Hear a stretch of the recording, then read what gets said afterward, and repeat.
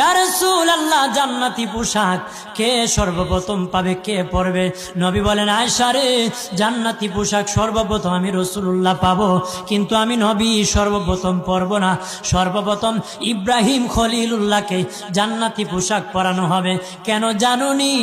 ইব্রাহিম নবীকে নমরুদের আগুনে যখন ফেলে দেওয়া হয়েছিল, দুনিয়ার সব ছেড়ে দিয়েছিল, বাড়ি ছেড়ে দিয়েছিল, সম্পদ ছেড়ে দিয়েছিল, মা বাবা ছেড়ে দিয়েছিল, এমনকি গায়ের জামা যখন খুলে নে, ইব্রাহিম কয়েক কাপড় ছেড়ে দিতে পারি, আমার আসমানের মালিককে ছেড়ে দিতে পারি না। ওই দিন আল্লাহ ইব্রাহিমের সাথে অঙ্গীকার করেছিল, ইব্রাহিম আজকে তোমাকে সকলের সামনে উলঙ্গ করে লজ্জায় ফেলে দিয়েছি ইব্রাহিম, তারপরে তুমি আমাকে ছাড়ো নাই। আমি কিয়ামতের দিন সকলের সামনে মুসলমান, বেঈমান, কাফের, নাস্তিক যারা তোমাকে উলঙ্গ করেছিল, তাদের সামনে আমি আল্লাহ আনুষ্ঠানিকভাবে তোমাকে কাপড় পরায়া দিব।